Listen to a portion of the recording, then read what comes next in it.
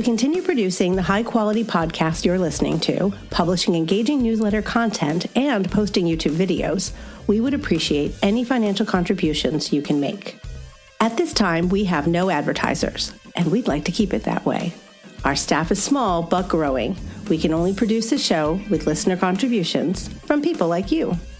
There are a couple of ways you can do that. You can sign up to be a monthly or annual subscriber at BroadwayDrumming101.com. You can also contribute any amount you wish through PayPal at paypal.me/Broadway Drumming 101 or through Venmo at Broadway Drumming 101. Or help keep us caffeinated by buying us a cup of coffee or a week's worth at buymeacoffee.com/BD101. That's buymeacoffee.com/BD101. We appreciate any support you can give. Don't forget to subscribe to the Broadway Drumming 101 YouTube page. You'll find more content that isn't featured on the podcast or on the Broadway Drumming 101 Instagram page. Make sure when you subscribe to the YouTube page, you click on the button to be notified when a new video is published. Thanks again for listening to the Broadway Drumming 101 podcast. Welcome to Broadway Drumming 101. My guest today is Bill Hayes, and I just want to let you know that Bill Hayes has something in common with these two people that really have almost nothing to do with each other. Liza Minnelli and Korn. Two people that Bill Hayes has played with, amongst others, and he's also done about 60 Broadway shows. 60 Broadway and off-Broadway shows, or 60 Broadway shows? 60, actually more than 60 Broadway shows. My goodness. Welcome to the podcast, ladies and gentlemen, Bill Hayes. Well, thank you, Clayton. Clayton, nice to see you.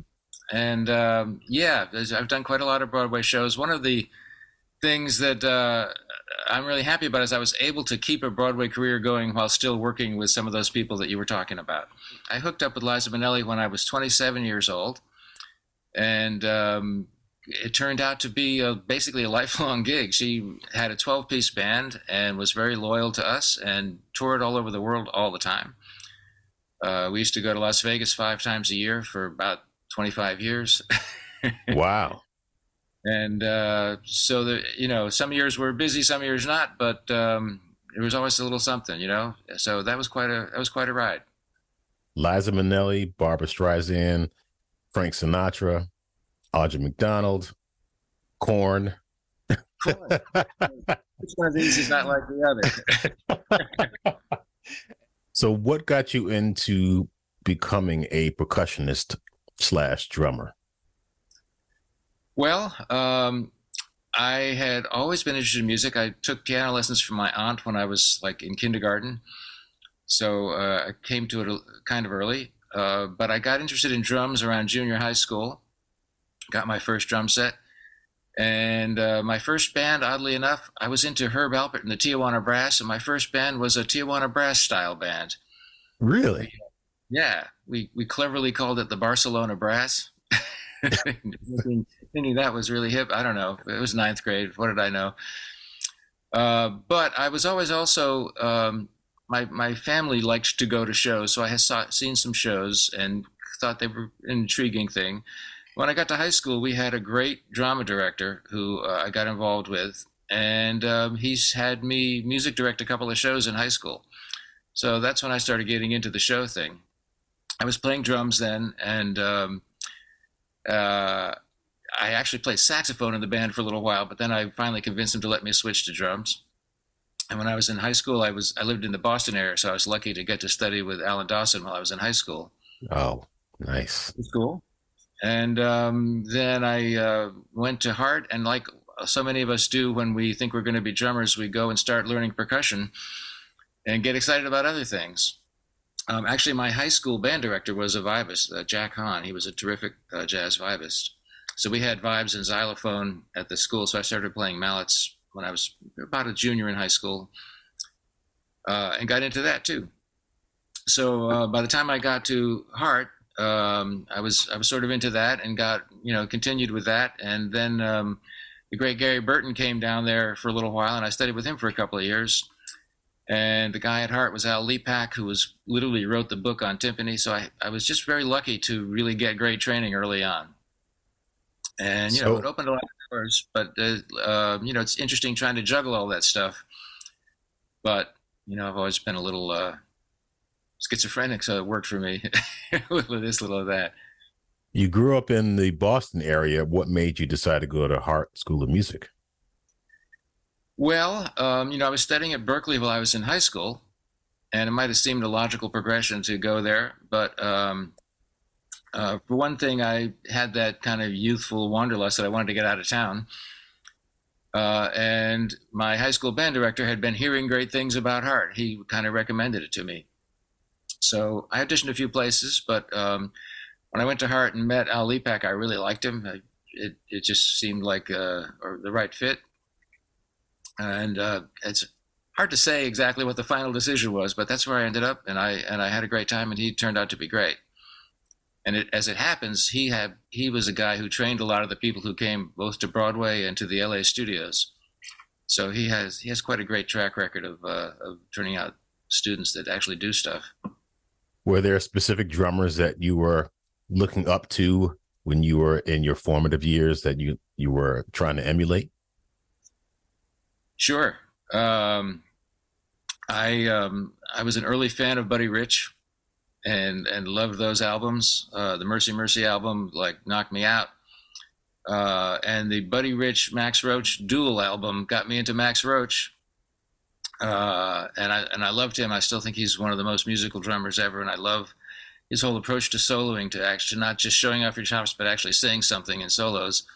He had a profound influence on me, I think.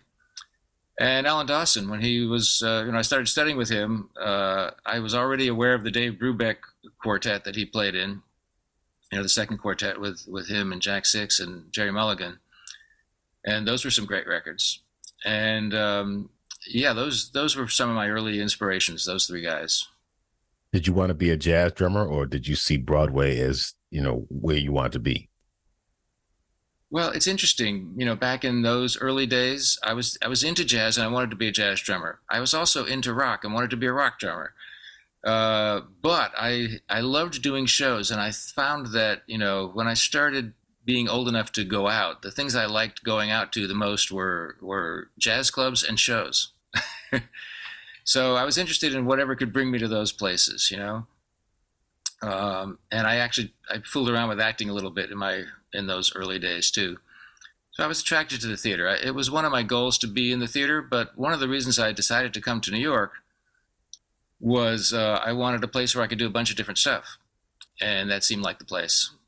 When you came to New York City in the 80s, were you intimidated by the size and the amount of people that were here and the amount of great musicians, or were you just like, I'm going to take this head on?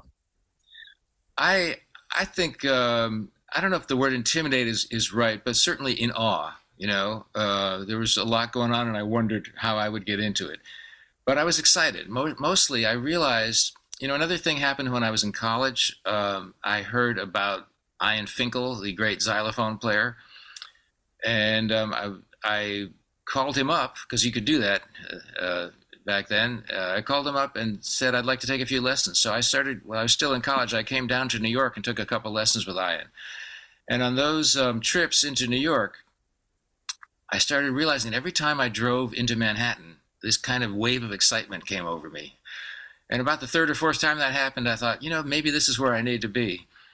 So I was more excited about it than anything else. But yeah, overwhelmed, certainly, And you immediately started reaching out to people that worked on Broadway, or like, what did you do musically in New York?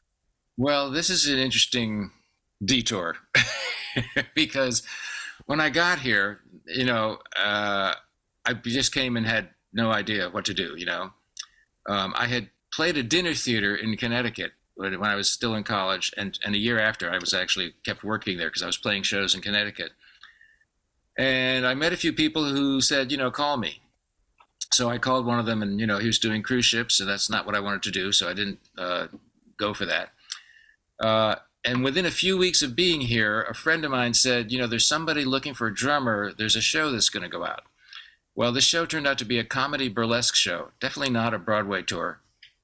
And I went and auditioned for this guy, this piano player named Charlie Burgess, and they hired me. And the next week I left and ended up leaving for 3 years.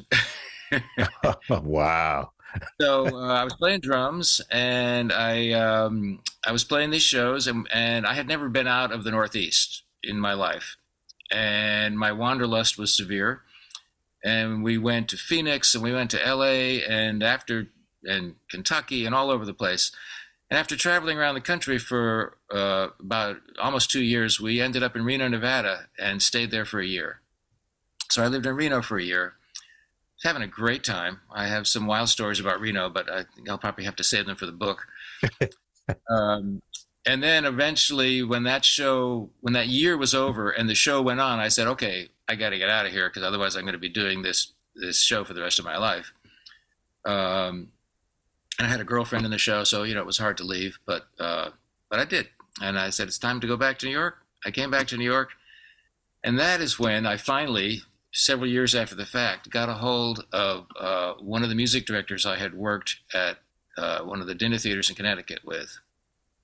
And he told me to call the conductor at Danson, the original Danson on Broadway, which had already been running several years, but it was still going. And so I did, and he said, come on down and meet our drummer and talk to him. So my first time ever going into a Broadway pit, I was going to go meet Alan Herman. He was playing drums for the original Danson. And I walk in, and he's hanging from a bar, shirtless, with a giant guy pounding him in the stomach. This is my first encounter with a Broadway drummer. And as the guy hits him in the stomach, he says, harder, harder. And he's banging him in the stomach. And he says, see, I told you I could take it. And then he looks over at me, and he lets go, and he drops down to the floor. And I'm thinking, okay, I'm not sure I'm ready for these guys. Did he invite you to get up there so you can get beat too? He did not. And that's good, because I would have had to turn around and run away.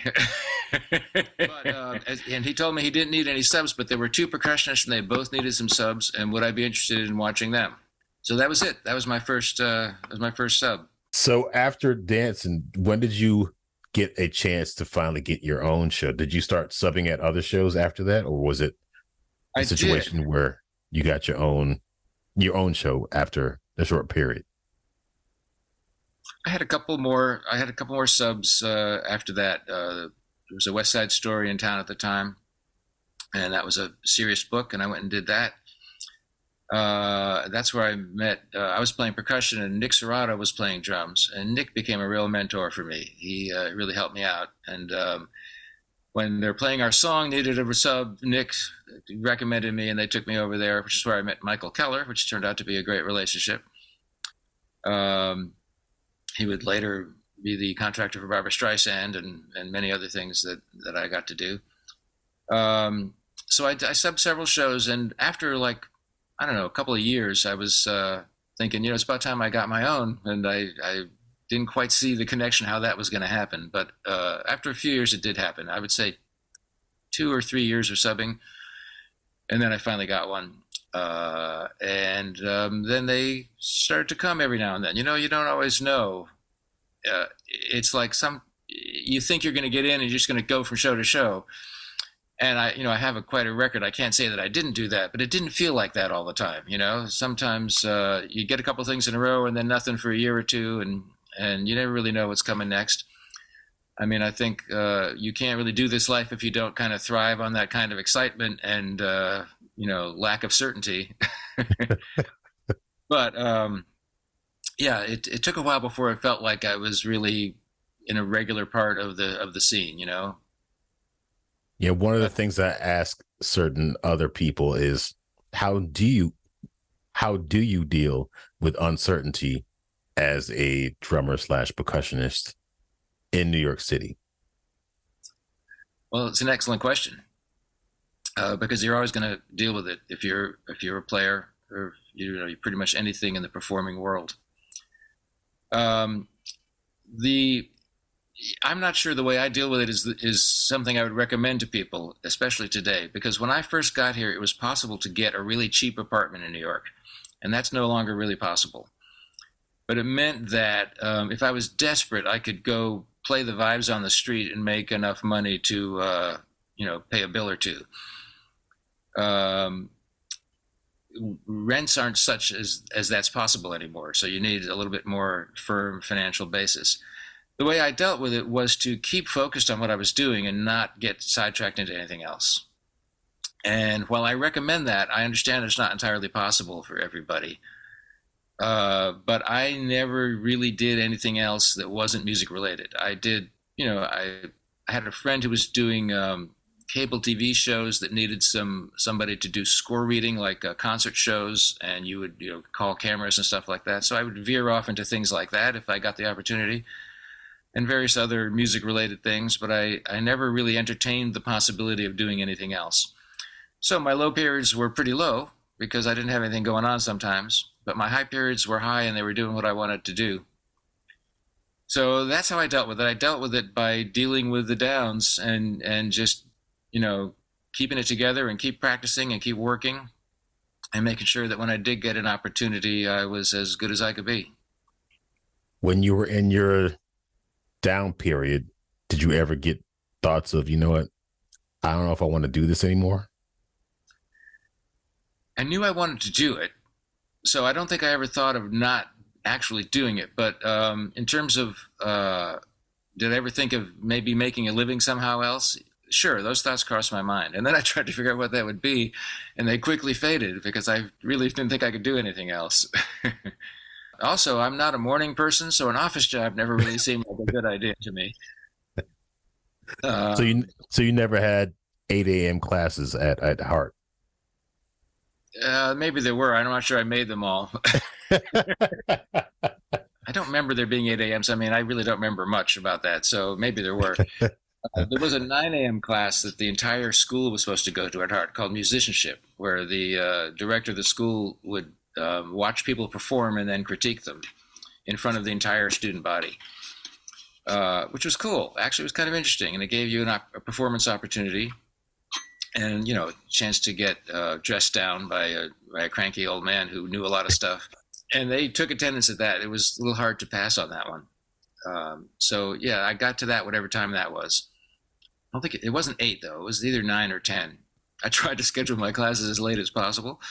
But, I did what I had to do. And, in life, you do that. If you have to get up at 8 or you have to get up at 7, you do it, And if I'm, in the modern world, if I have a recording session in the morning, well, that's exciting. So I'll get up for that, But speaking of, recording sessions in the 80s, were you part of the recording scene back then? I got here right as the recording scene was starting to fade a little. And I did get sort of the tail end of it a little bit. I got to do a few things. I got to do some jingles for a little while. And I wasn't one of the guys, I wasn't here when there was, jingles every day, all day. But for a couple of years, I did a couple a week, something like that, and that was cool. Great players, interesting people, always exciting to be in a studio. There was a bunch of studios then. So, yeah, that was cool. I thought those gigs were really exciting. When I was out on the road with Liza, the drummer was Bill Livornia, and he had been one of the great recording drummers. He did all the Four Seasons records and Richie Havens and a bunch of other people and movies. He was in the studio all the time. And he said that they used to call the union and say, "Could you measure my checks?" And if it was like less than 2 inches, they wouldn't bother to go in. And wow. I never had anything like that ever. If I had like 1 or 2 checks down there, I thought that was pretty exciting. But yeah, so I missed those days. But I caught the very tail end and got a little taste of the studio life, and it was exciting. I really liked it a lot. I mean, obviously we all still go in the studio every now and then and do cast albums or other albums. I've done 3 or 4 records this year, not on a regular weekly basis like it used to be. Talking to older musicians that have been in the business of Broadway, coming from the era where you were actually in a pit and you looked at the conductor who was like 15 or 10 feet in front of you, and they were conducting the cast on stage, and you were in an open air pit and you didn't have the monitors or in-ear monitors and and a conductor can. When did you see the transition from the older model of playing in a pit to the way it is today? Was it a gradual thing? Was it like, okay, now we're putting all this stuff in the pit and everybody's going to be mic'd? It was a gradual thing. It was. First, there came to be a few of the giant old TV monitors for hard to reach places in the pit. Then it became kind of a thing that you would get, the small square, but still, tube TVs that we mounted here and there. And sometimes it happened, sometimes you didn't. But once that technology came around, it allowed them to do other things like, put half the band over here and half over there. So all of a sudden, you'd have a show where everybody had them because it was the only way you could see them. And then there would be shows where maybe some of the band would go up on stage on an elevator. I had a couple of those, and then come back down. And therefore, sometimes you could see the conductor and sometimes you couldn't. So I'm trying to think of when it became a thing. Once the flat screens started to replace the deep screens, then it became pretty ubiquitous pretty quickly. And the original flat screens were awful. They froze up and were a mess. But after a couple of years, they started to get that together. Then they started to build, the pit so that they didn't really care if you could see the conductor or not. Once that happened, it became total pretty quickly. But the build up to that flat screen experience was gradual. And in your first, few shows, or back in the day, did you have in-ear monitors, or did you have a hotspot, or did you just listen to what was going on? I had a couple with hotspots. Hotspots were popular early on. In-ears were not a thing yet at that point. A couple of places where there were headphones. Not much was on click in those early days, but every now and then there was a tune or two on click, and the drummer, sometimes the whole rhythm section would have the click, but not really everybody. Let me think. Other than that, there was definitely some shows that had nothing. No monitors. It's interesting because Phantom of the Opera started 36 years ago now. And so it started old school, but they did that with the intent of creating an acoustic operatic setting. So they ripped out all the padding on the floor, made it a hard floor for the orchestra pit, put the entire 27-piece orchestra in the pit, and very minimal miking. I mean, it's obviously everything had to be mic'd, but they tried to make it minimal, like area mics rather than specific instrument mics. And not much in the way of monitors. I'm trying to remember if there was any at first. I don't think there was. I don't think there ever was, actually. And no screens originally.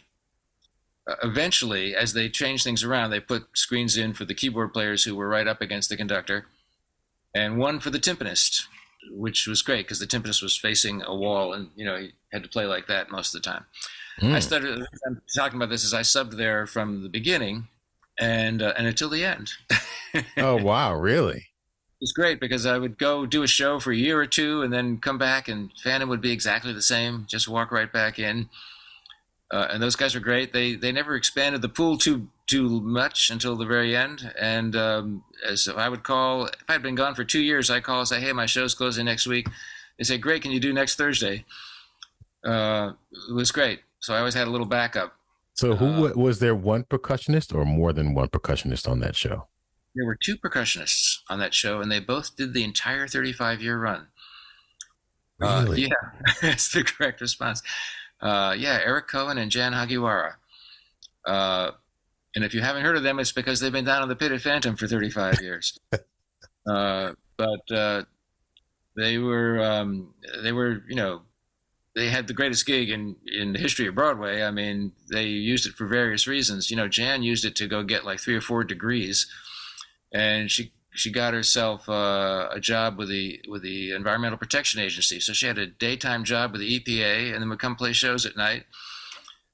She did all kinds. A lot of people there did all kinds of things with having that kind of security, like buy homes or put their kids through college and that kind of stuff. But that was an unusual scene down there. And it was nice for them to be loyal to the people who were longtime subs, which they were all the way. Were they ever like tired of playing the show? Oh, yeah. Yeah.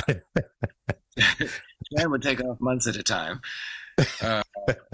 every year, basically. And but Rick did this. He played the shows all the time. And not only that, because I played both books and I played with both of them, he was like unbelievably consistent. In year 27, he would not make a single mistake. I mean, it was really amazing. So I don't know what kind of brain he had that allowed him to do that, but he did a great job all the way. What's the longest running show that you've ever had? Well, I've never had one that ran more than 2 years. Wow, really? Yeah. Which, 2 years is a good run.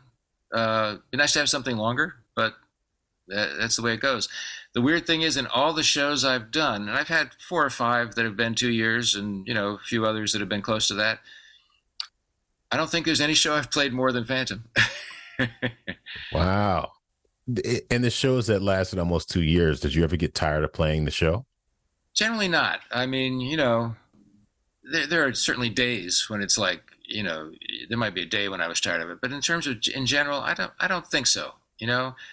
I always want to get it right, and the more you get to know it, I feel like after I've done a show for a year that I do it to a level that I didn't know I could do the year before, and it's fast, and I wonder how I did it the year before. I keep finding new things to do and trying to get it right every night. It's I don't know. I still get excited about that.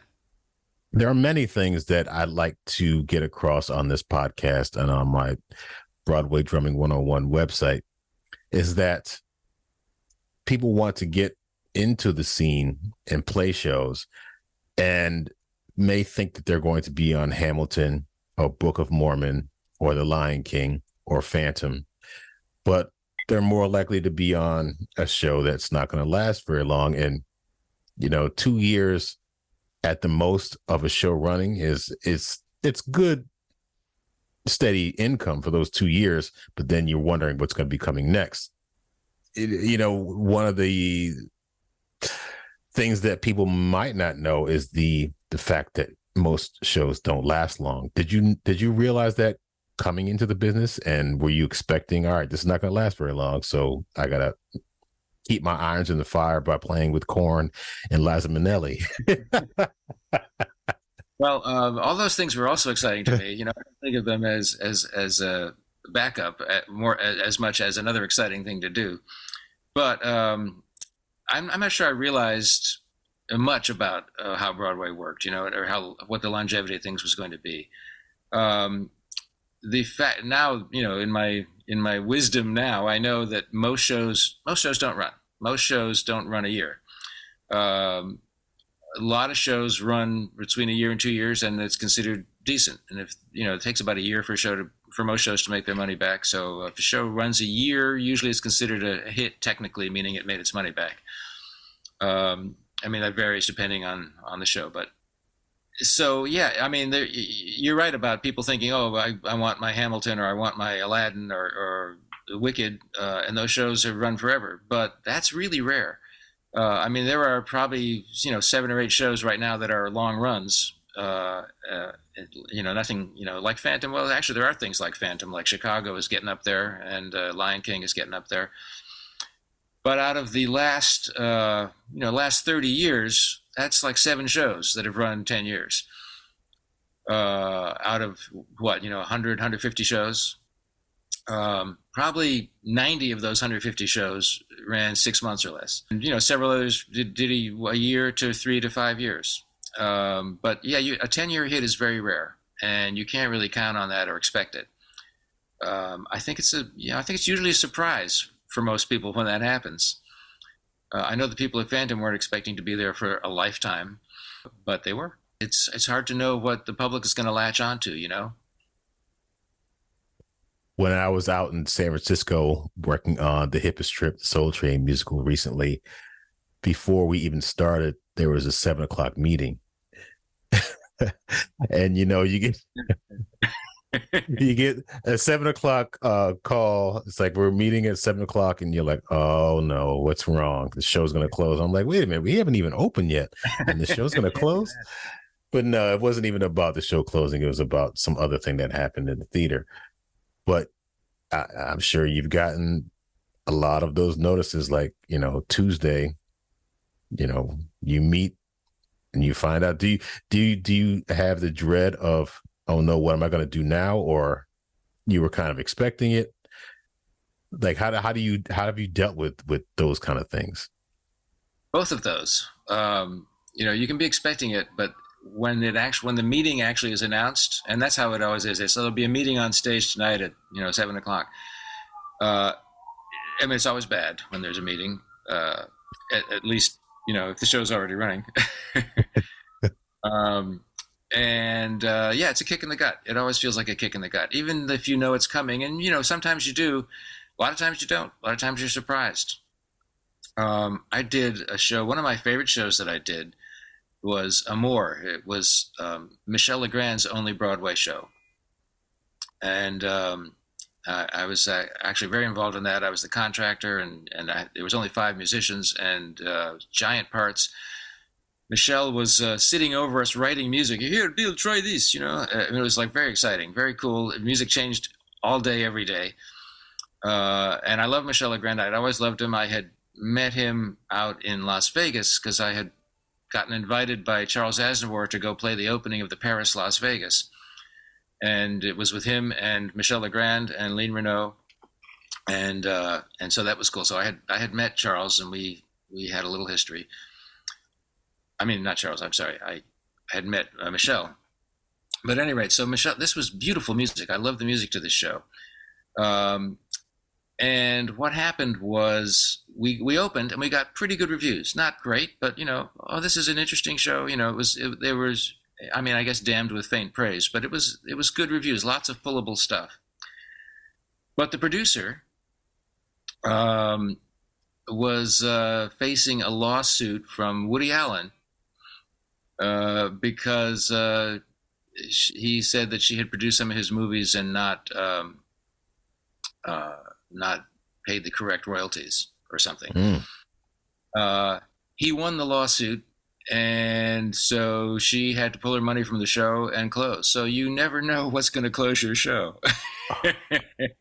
So we had the meeting. We had the meeting, not expecting it, thinking, well, these reviews were good. I wonder how long we'll go. It was like, we're closing in 2 weeks.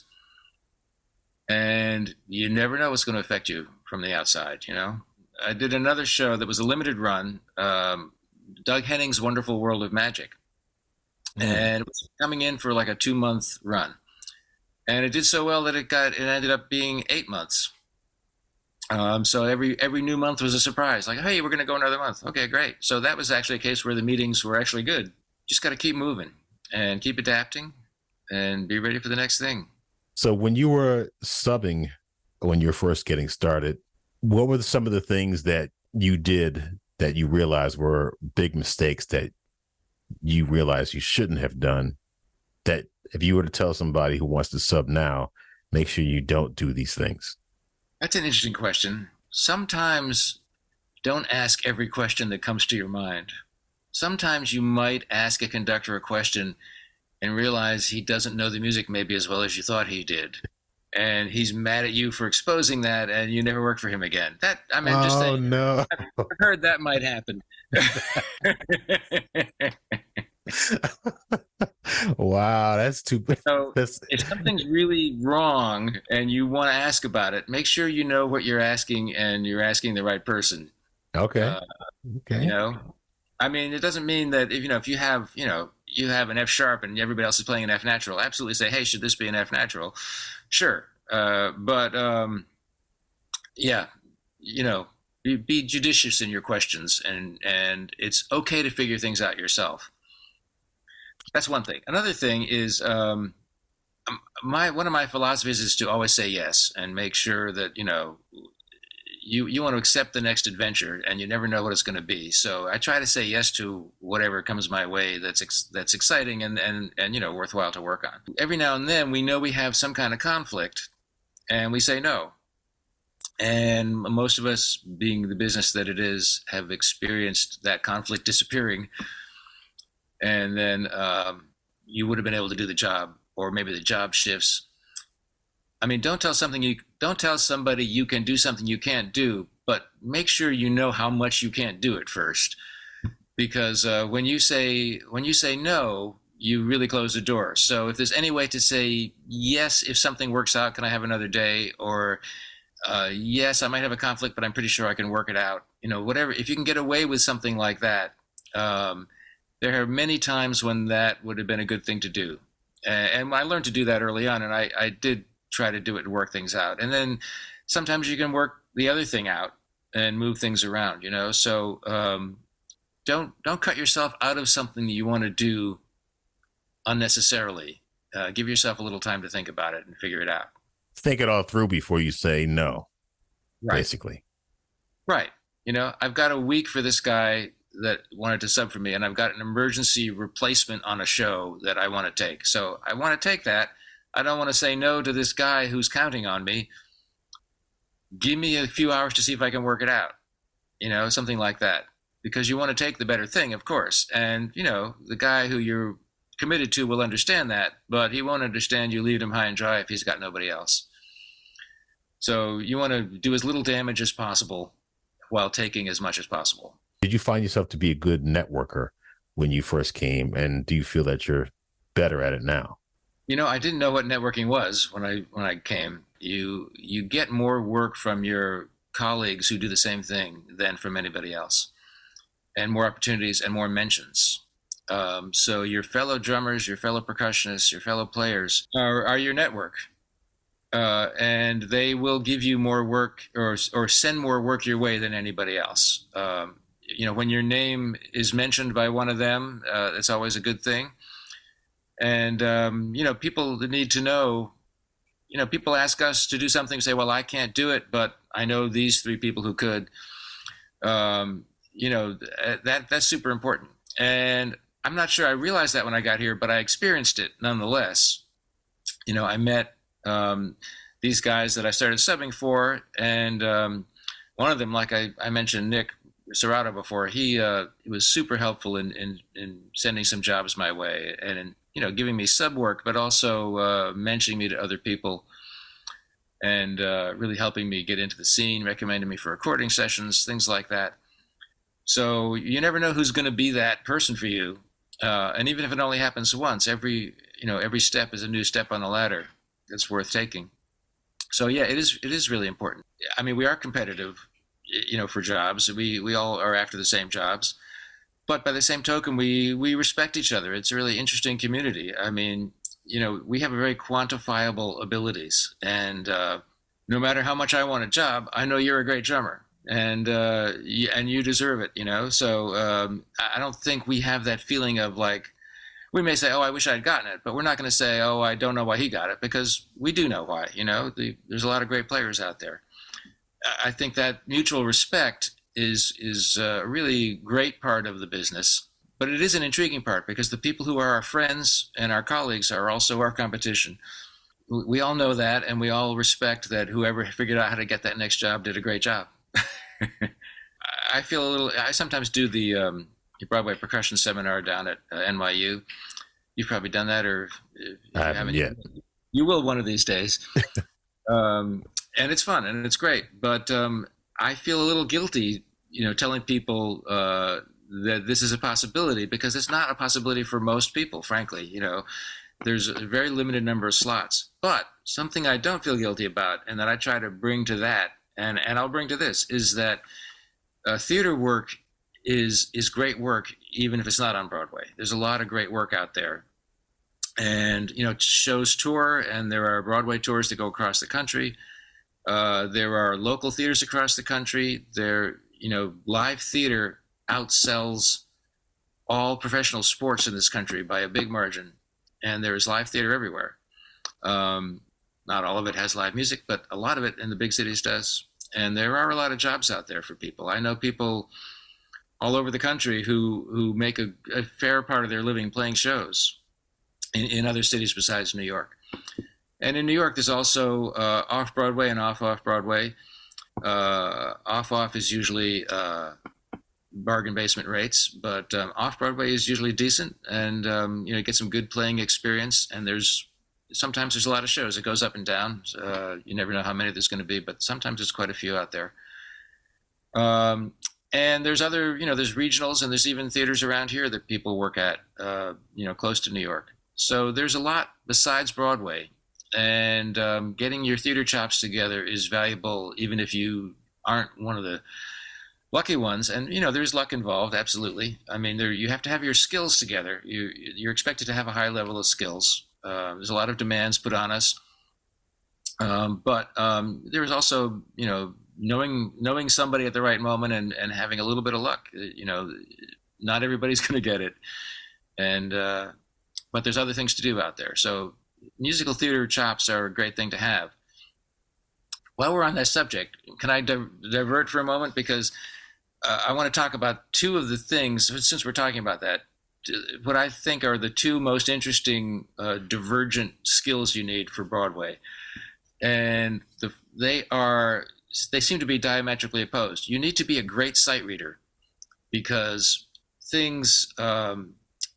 we sometimes in orchestra rehearsals, get stuff where we say the ink isn't even dry. I mean, they're bringing in the music as they write it. And pretty much most new shows I've done, we don't have the entire music at the first rehearsal. They haven't finished it yet. So you got to do some sight reading and get it to, and the rehearsal periods are short. You got to get it together quickly, and you're expected to have that ability. Then the show gets into the theater, and then 9 months later, you're still playing the same thing. So the other diametrically opposed ability is the ability to play the same thing over and over and make it feel fresh and exciting. And I think those two skills right there are kind of the crux of theater playing. Getting it together quickly and then doing it over and over and making it as exciting the last time as it was the first time. How do you keep it fresh? That's a good question. And it sort of depends on the music. Some music draws you in and is exciting over and over. Some isn't. and you have to make it fresh somehow, For me, there's always does this groove feel good? If a groove feels good, that's great. And it's exciting to play night after night. I don't have much of a problem thinking, can I get this groove happening with this band? And for other stuff, for the more orchestral stuff like mallet playing and timpani playing, it's a question of nailing it. And if the part is exciting, it's not hard to keep excited about it. If you counting to 17 and playing a bell note, that's a little different. That can be a little boring after the 25th time. I mean, it's a good question. That does take a little discipline. I find that after a really long time, you kind of start having your thoughts in your mind and remembering all the countries you visited while you play that triangle, and it kind of plays itself after a while. But there is a period between that, between reading and, the sort of involuntary memorization, where it's a little tough. You have to really remind yourself to pay attention. Having a long career like you've had, how do you stay in shape and how do you avoid drumming injuries? Tendinitis can rear its head, and various other injuries can rear their head. I had it kind of early on. I got a tendinitis problem when I was just doing everything I could do and practicing all night and playing the piano. And then one day I put in an air conditioner in my apartment, and that put me over the brink, and my arms just gave up. And I had to take a couple of weeks off and went and did all you do for tendinitis. Eventually found acupuncture, which really saved me from that. But after that, I did some other things like Feldenkrais and a couple other things that were helpful to sort of relearn some motions and make sure that you can, for example, shake a tambourine without destroying your wrist, and things like that. There are ways to do to really pay attention to kind of learning your movements in a non-injurious way. And it takes some extra discipline to kind of relearn some of those things that you might naturally do, but it's well worth it. So that's the main reason. And I do exercise every morning in flexibility exercises to keep all the limbs working as well as possible. And I think it's important that you have to have some kind of plan like that to stay exercised and stay active, because what we do is very physical, and you can't let the physical aspect get away from you. So the skills that you have gained playing in pits, how does that transfer to playing with artists like Aretha Franklin or Art Garfunkel, Ray Charles, or those kind of people? Well, it transfers more than you think, because when you're playing with those people, it's always a show. It's always a show with a beginning to an end. I mean, obviously, it's interesting you mentioned such different ones, because obviously Aretha Franklin is going to be a different groove than Art Garfunkel. And it's a question of latching onto the groove. For me, I love doing those kind of gigs, because if I'm playing with her, or, a couple of her original musicians that she travels with, I'm going to learn how they groove together and get a new thing together, So I think the main question in that is to really keep your ears open and be open to the style that you're playing and try to absorb as much as possible. It's also good to, listen a little in advance if you get the chance, which you don't always. But in terms of the skills, especially for a percussionist, and I think this is probably true for a drummer too, one of the great things about Broadway is you play so many different styles. And you have to turn on a dime sometimes. You'll play, a funk tune and then a little orchestral tune and then, maybe a rock tune and then maybe a swing tune. And that could be act one, that happens sometimes. And sometimes you play a whole show with a swing feel, or a whole show with a rock feel, or a whole show with a chamber music feel. So the idea of that shifting style and being able to adjust to that and absorb all those and be able to have an output that includes all of those different styles is great. And the great thing about doing something, and I've played with a lot of people with a lot of styles, but since you mentioned Aretha, I think that's interesting, because there's a very specific style. And to go play that style all night is so great. That's something that informs your show playing too, because now you can do that style a little more authentically, because you had the experience of having a whole concert of it, So that's great. In terms of some of the other people, like Liza Minnelli and Barbra Streisand, are obviously showbiz world people who've done musicals, who are famous for being part of the musical theater. So working with them and working on Broadway are counter-nourishing. They both nourish each other. Working with Liza was great, because when I first started with her, the director for the act was Fred Ebb, and she does tons of Ebb Kander and Ebb tunes. And Fred was the director, and got to meet him and work with him. And actually, one of my first shows, he wanted the band to come on one at a time. And he said, I want somebody to come on smoking. So who would, I want the second person to smoke. So who likes to smoke? I don't smoke. I never smoked. And I said, I'll do it. So I thought, well, I'll get on stage and I'll talk to Fred. That'll be great. So I came on with a cigarette and walked up to my platform and then put it out and started to play. But that, that whole thing of being part of the show, and with Liza, we were on stage and being part of the show. So it's even more show busy than a Broadway show almost. It's like a big spectacle. And so doing things like that, and of course Streisand was the same, just on a bigger scale, a stadium scale. We were all on stage with a giant orchestra. But those things, they feed each other really well. And when you get to go play a singer and play their style for the whole night, it really gets to hone your abilities in playing in that way. But I think that's one of the things we do, and I'm sure you see this as a drummer. When you go and play with different people, you play a different way for different people. And it's great. And it's great to sort of realize how to get certain feels, and not just a feel for a song, but a feel for the whole night that sets a certain, that meets a certain expectation for that particular artist. And those skills transfer back to Broadway great, because, you know, you might play a show where a lot of it is just kind of conversational music, and then all of a sudden there's one person who sings a killer blues number, and you're ready because you played with a blues artist and you know exactly what to do, you know. So those skills feed each other really well, I think. You know, along those lines, I'm going to say one other thing, and that is another piece of advice I would give people is to not forget to do what you do. And by that, I mean, if you are a jazz player, go play some jazz. You know, if you're a classical player, go play in an orchestra or play some chamber music. And then when you get called for the show that needs your particular skills, you're doing them and you have some experience with them. It's not just aspirational, you know. A lot of times people get hung up in trying to get show work happening. And I understand it, because it's, you know, it's good work and we all need a job that lasts a few weeks every now and then.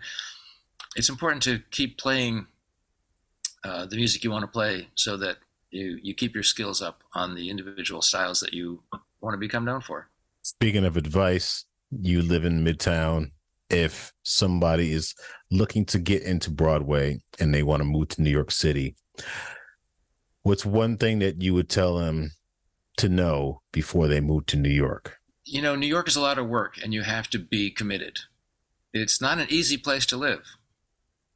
But it is why is that? Why is New York not an easy place to live? Let's see, a couple of reasons. It's expensive, it's crowded, and it's highly competitive. There's 100 people who want to do what you, well, 100. There's 1,000 people who want to do what you want to do. But it's very exciting, and it's the center of the action. And if you're a person who thrives on being at the center of the action, it might be right for you. But what's the hardest thing? The hardest thing is, at this point, the hardest thing is how to afford moving here and living here while you try to get things going. And you know, things change over time. So my path is not going to be the same as somebody's path today. But there are different ways to figure that out. I'm not sure I know what they are. That's not my area of expertise by any means, but I think that's the hardest thing is just getting a base of operations. One of the things that's hard about New York is there's not much room here. We tend to live in small spaces, and drummers and percussionists need a lot of stuff and need a place to play them. So that's why electric drum sets and malacats are very popular here, because we can put headphones in and practice and not kill the neighbors. I'm very fortunate here. I'm actually able to play pretty much anything, as long as I don't do it, you know, it's from midnight to 6 a.m., I guess. But it's not always the case. I've lived in places where that certainly wasn't the case. But that's the hardest thing, is finding a place to live and work. And a lot of people get studio spaces, which is an added monthly expense, but have shared studio spaces, which I think is a great idea. I've done that in the past, and I'm sure a lot of people do that. I would say that's the hardest thing, finding an affordable place to live and to practice. But it's doable. And sometimes the places you go to practice, they may not be the prettiest places, but you know, they also might be a great place to meet people, and you know, you never know.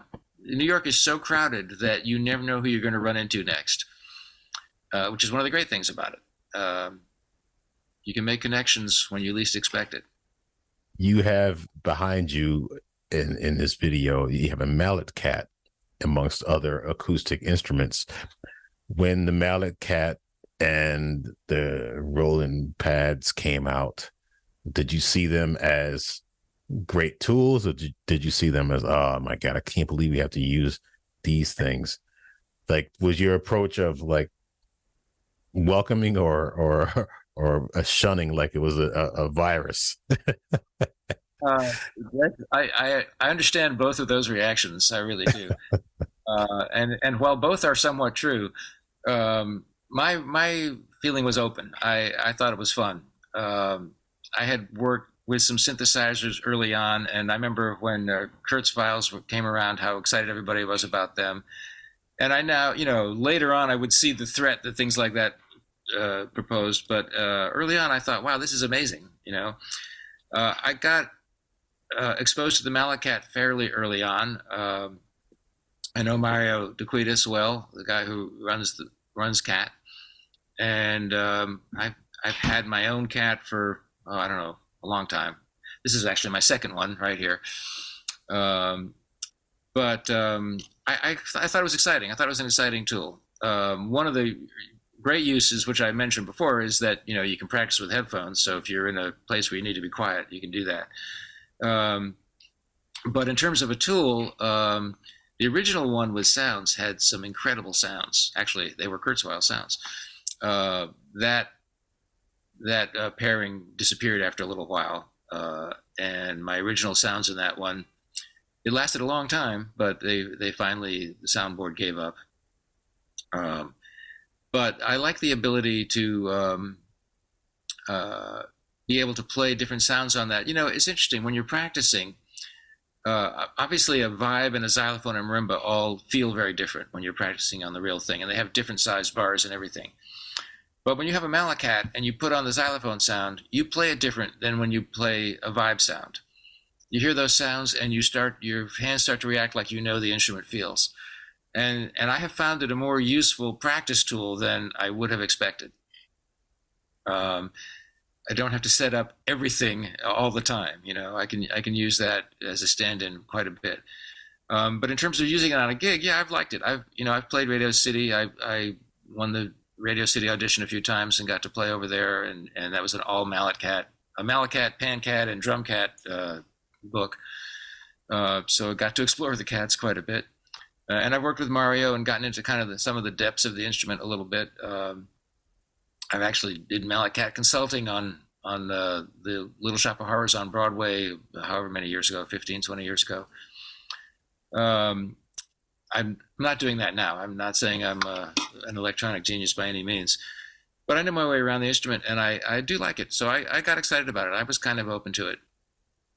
I play in this band right now with Russ Annixter, his hippie big band, and it's basically playing vibes and xylophone and congas, but we did a gig at the bitter end, and there was not even close to room for vibes and xylophone. So we brought the Malacat, and it turned out to be great. I really liked it with that band. So I use it sometimes in those kind of contexts, and it's great to be able to switch back and forth between vibes and xylo. I can do things I could never do with mallet changes. Someone's listening to this. They're young. They're hungry. They want to get into Broadway. You've been in the business longer than I have.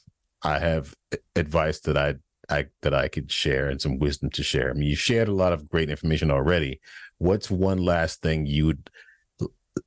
some words of wisdom you'd like to impart upon those who are interested in playing Broadway, and what should they know that they might not know? The first thing I would say is that the road to getting onto Broadway is subbing. And you need to, I don't know necessarily how to go about this in general, but you need to meet some of the players that you look up to or that are doing the scene, and get to know them and get your information to them and whatever, and somehow find out a way to sub for somebody. And that is, generally speaking, the way most people get in the door. So the route to that is different for different people. You might know somebody, you might not.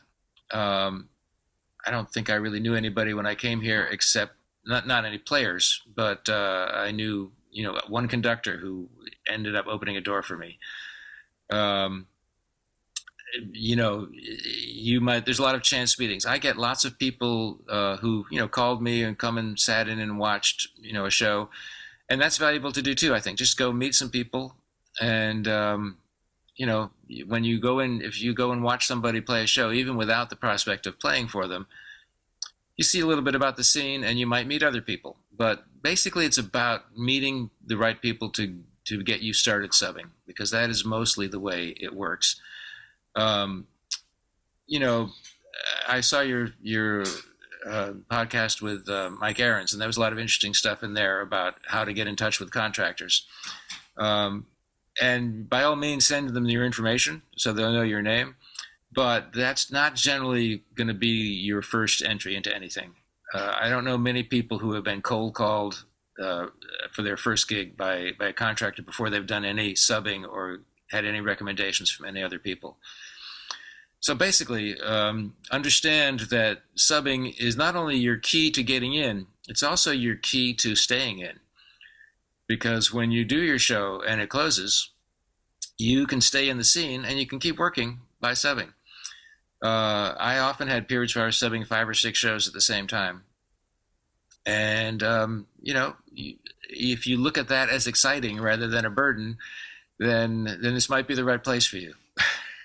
What kind of equipment do you use other than mallet cat? I know you are an innovative percussion stick endorser. Do you have any other endorsements? And why do you choose innovative as opposed to Vic Firth or Zildjian sticks?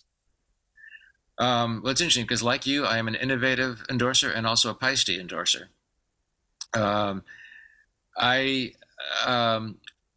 I started playing Vibes, I started using Good Vibes mallets back when they were an independent company. And Good Vibes were like the greatest mallets ever made, I thought.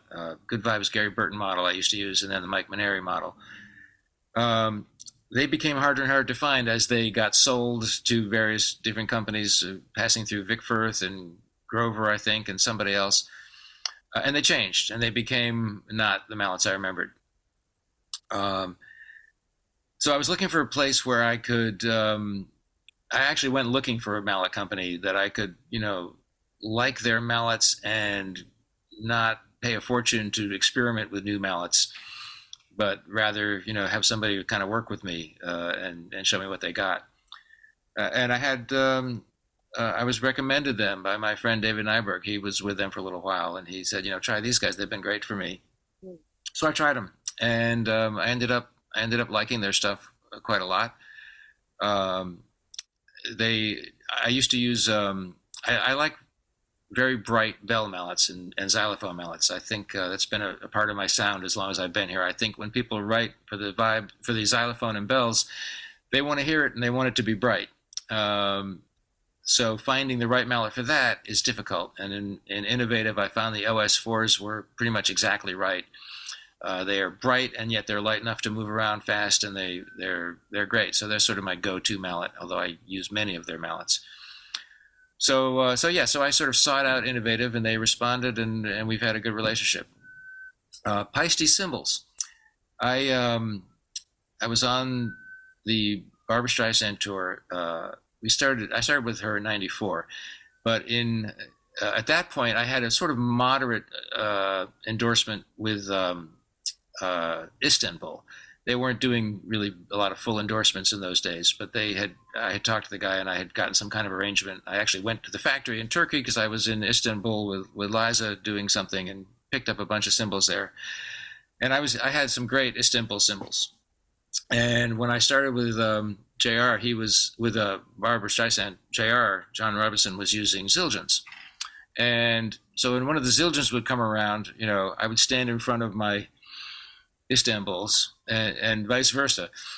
But then when we got a few tours later, I think it was 2006, JR had all Paiste cymbals. And I was commented on that. He said, "Oh, these are great. I've totally changed. This is my thing now." And the Paiste people came and they offered me, and there was also a timpanist, Norm Freeman, and we had a sea of cymbals. It was a big setup. And they offered to supply all our cymbals. And I said, "Well, do you have anything like this Istanbul that I like?" And he said, "Well, no, but I try this. Maybe you'll like this." So I tried them under protest.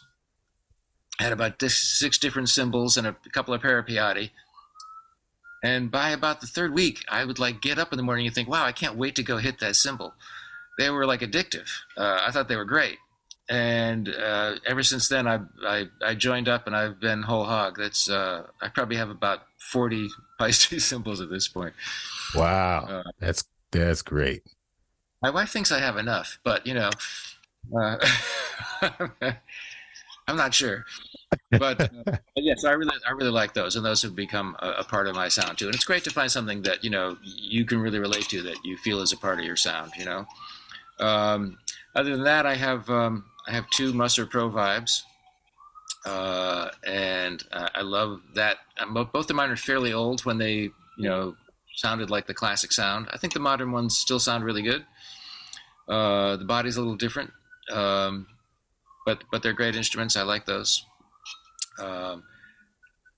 And that's it. I have like 4 drum sets, 2 vibes, 2 xylophones, 2 glocks, a marimba, crotales, congas. I use LP classic congas, Generation 2 bongos, and about 100 other things. That's amazing. I have 1 snare, 1 cymbal. No, I'm just kidding. Where can people find you on the internet? Do you have a website? You have TikTok? You have Snapchat? Instagram? I'm pretty bad with all that. I am on Instagram and Facebook, but I'm pretty low tech as far as everything else goes. But more coming soon. No website? I don't have a website, which is ridiculous, but I should. I keep meaning to, but I'm too busy. That's my excuse. I know everybody's busy and everybody does it, but I'll get around to it one of these days. I swear.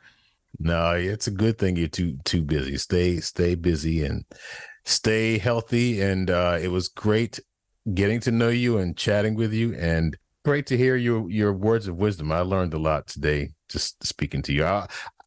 There's a thing about speaking to people that have been in the business longer than me. They have a little bit different perspective than I do. And I find myself learning from everybody, but especially people that are seasoned vets like yourself. Right. Well, thank you. And I feel the same way. I enjoy this conversation. I always learn from everybody too. I feel it's important to keep open and keep adapting as the business goes on, Indeed. Next time we see each other, hopefully it'll be on the Broadway campus in Midtown, or maybe on our own show. Wouldn't that be great? All right. Thank you very much, ladies and gentlemen. Bill Hayes, and we'll talk soon. Great, Clayton.